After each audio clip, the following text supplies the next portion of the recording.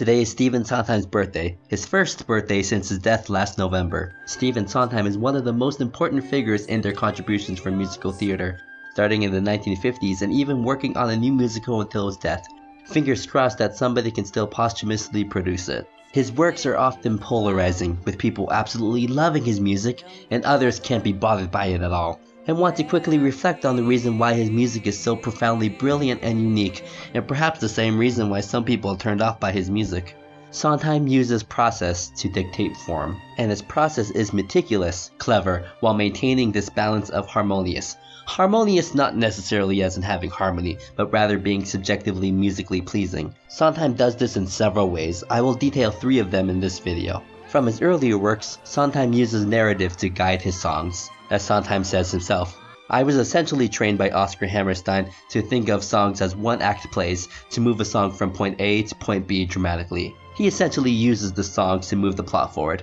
This, of course, often means his songs divulge from the typical song structure found in most other non-Sondheim musical songs, like verse, chorus, break, chorus. Of course, while Sondheim will employ some of these techniques, he understands that repetition is important, doesn't let it dictate the structure of his songs. One extreme example is from Sondheim's earlier works, Anyone Can Whistle. Act 1 ends with a 15-minute song called Simple.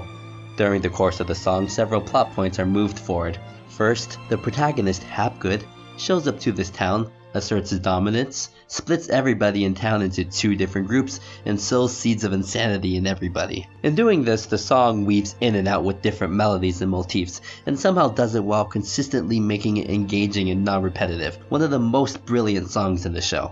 Lin-Manuel Miranda does a fantastic job of also using his songs in the same fashion. Next, Sondheim uses motifs and leitmotifs. Leitmotifs are short musical phrases used to represent a character or an idea. My 20-part Sweeney Todd video series covers this aspect of Sondheim's motif usage in great detail. For example, Sondheim uses the 15th century hymn Dies Irae and variations of this motif in almost every song in Sweeney Todd, in the melody, harmony, and accompaniment. How Sondheim uses this motif to such an extent while simultaneously keeping it fresh is brilliant. Another show that uses a lot of leitmotifs is Into the Woods. For example, here's the bean motif.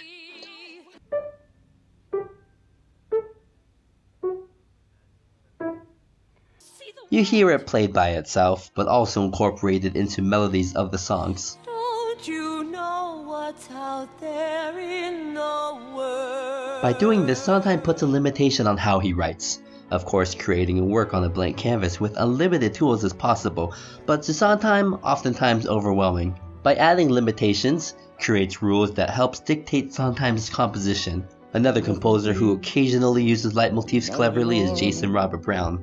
Lastly, Sondheim uses what he calls long line composition, a technique he learned when studying with Milton Babbitt. Often when sketching his songs, Sondheim creates markers within the structure to help formulate the overall shape of the song.